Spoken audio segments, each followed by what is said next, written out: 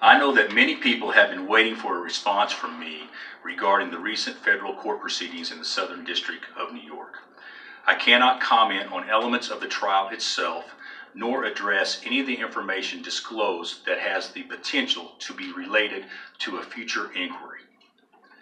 There has been some media attention directed towards our basketball program, and while I cannot specifically comment, I can say that we all know shoe companies have influence on all levels of basketball. They work hard to develop brand loyalty with top high school prospects, and they have some influence with them, which is totally permissible under NCAA guidelines. Just like a high school coach could, an AAU coach, a trusted advisor, and especially a parent. At Kansas, we've recruited and signed many players who wear athletic brands other than Adidas on their grassroots basketball teams. We've also recruited many players whose grassroots teams were sponsored by Adidas, who signed with other universities that were aligned with other shoe companies. So while these brand relationships can be a factor for some families during the college decision-making process, it is only one of many factors. When recruiting prospective student athletes, my staff and I have not and do not offer improper inducements to them or their families to influence their college decisions, nor are we aware of any third-party involvement to do so. As the leader of the Kansas men's basketball program, I take pride in my role to operate with integrity and within the NCAA rules, which is a fundamental responsibility of being the head basketball coach. The legal proceedings in New York have caused undue stress on our university and concern within our loyal fan base. Although my initial reactions is to be transparent and confront these matters head-on publicly, I must, under NCAA rules and guidelines, refrain from any further comment until all inquiries are officially concluded. I understand and respect that there are questions still left unanswered and that your job is to ask me those questions. However, I'm going to refrain from commenting on the issues involved during the trial and focus strictly on coaching my basketball team. A 100% accurate statement. I have total confidence in all members of my staff, including the one you mentioned, and feel as strongly about that today as I did 5, 10, 15 years ago. Does your staff, does your program have the full support of the university administration? I strongly believe we do. As you guys also read a statement from the university which referred to that, Chancellor Girard has been so supportive throughout the entire process, and obviously our new athletic director Jeff Long, who's only been on the scene since August 1, has been equally supportive as well, and one that I talk to on a daily basis. Bill, is the statement, I have not and do not offer improper inducements, is that a direct counter to the testimony at the trial from TJ Casanola? I'm saying that I'm saying that we do not operate in that manner. So I can't make any direct statements referring to the trial.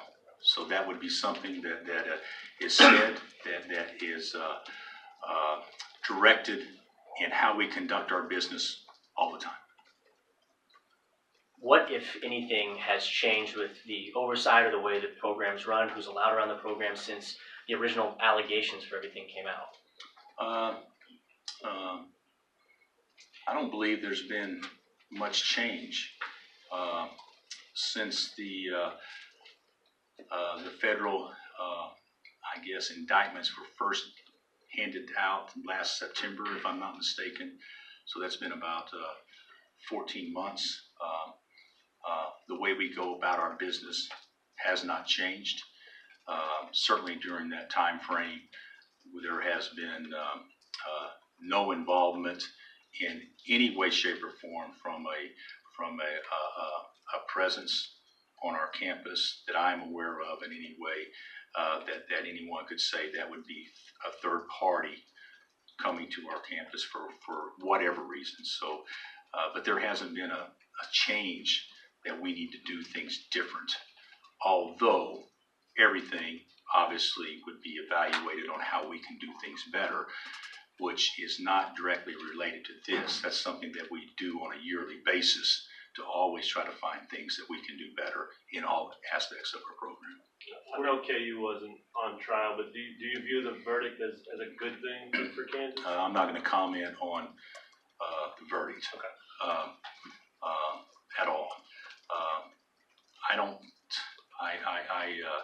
I don't believe that that's my place to do so. Of the trial and a verdict being reached before the season starts. I don't know if there's ever a good time to have a trial that certainly relates to college basketball or any of the names that have been mentioned during the trial, but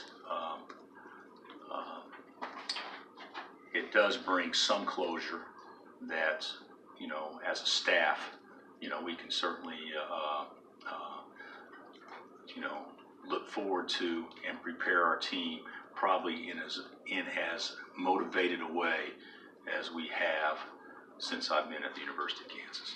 Two questions. If the Chancellor and the Athletic Director ask for your input on the Adidas extension, what would you tell them? And do you feel like Adidas at all misled you, or can you still trust them? Well, first of all, I'm not going to talk about anything that is related to the trial. And your second question was? The first question, I will say, if they want to visit with me, then the conversations I have with them will be between me and those two, as opposed to maybe discussing what we talk about through the media, which wouldn't happen anyway. Coach, you mentioned about preparations. There's been stresses with investigations throughout last season, and now with preparing for this. What are you doing to keep your guys focused and yourself? The one thing about our players, and I think this is probably pretty common for players across America, when you're in the eye, you don't really feel as much of what's going on outside of it. And I think that's more common for young people than it actually is for adults. I think as adults, we internalize and we look at all aspects of everything going on. And players, even though they may know of it and may feel it a little bit, they're worried about how to compete against this program or scout and report or what's happening next in their own personal lives. So I don't see this as being a distraction, and I promise you, it will not be an excuse if we do not perform well at all. Bill, this is obviously one of the larger, more devoted fan bases in the country. For those who are trying to process everything, the supporters of the program, what would you tell them based on everything that's transpired as far? Well, I just read my statement, and that's something that I've had a great run here, and I should never say I said we've had a great run, because to everybody's a part of it. Our fans, our assistant coaches, our players, obviously, specific loyal alums, administrations, everybody's a part of it. But my statement has been read, and that's all I can comment on right now. It'll be, from what I have been told, a joint effort with KU and the NCAA working hand in hand to come to resolution based on truth. Sure. In that statement from the Chancellor, it says once the Justice Department clears us to move forward. Is there any idea on a timetable when they might clear you? Is it a matter of days? No, I haven't been in on these conversations. Okay. I was too busy hanging out with all you guys all day. You talked about the influence of shoe companies. You understand how, from the outside for fans, it's hard to imagine that coaches don't know specifics like a payment, whether it's your kid, whether it's another coach, whether it's another kid. I think that is probably accurate to say somebody that's uneducated as far as the way recruiting works. But the Rice Commission was in large part one of the things they tried to do was eliminate third parties, negative third parties. It wasn't just shoe companies. Sometimes shoe companies can get a bad name, obviously, because this is what's going on with this, but there's other third parties. And to say that everybody should know everything that's going on, I think that would be difficult to really do, Sam. I'm not saying that, and I'm not shucking responsibility at all, because I won't run from this at all. But I will say there could be somebody that does something that has no affiliation with anybody that could be considered somebody that you didn't know about, that something could take place and transpire. And I think that's been shown to be true over time in more areas than just what we're talking about today. Have you ever backed off a kid because of something you heard? Something I've heard, I would say, I'm sure it's happened at some time, but it was probably also something that maybe we couldn't feel good about our chances to get him anyway. But there are so many things in recruiting that's sometimes said that just because it's said or to be rumored, that does not mean you cease recruiting somebody. That may mean you could investigate it or whatever the case, because there's a lot of ploys in recruiting. There's a lot of ways to throw off the scent, so to speak. And so sometimes things can be said or things can be thought to be true that are that are totally different than what was initially said or perceived. So yes, everybody at some point in time has probably done that. But that doesn't happen. That doesn't happen very often. I haven't been in recruiting battles where that was a major player very often at all, if any. Do you think it's okay for coaches to have personal friendships or relationships with shoe people? Like, some people wonder if texting and talking to them at all is proper. You know what? If that's true, then Gary, you have saved me a ton, because you text and call me all the time.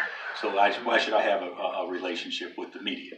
Yeah, I mean, I don't see it would be a sad day that you have to control because you work here or you work there, or you're an agent or you're a financial planner, or you know that family really, really well, or whatever, that I have to limit my knowledge I have to limit my access to you and you to me because of that. I don't think that you can regulate all those things, nor should you have to.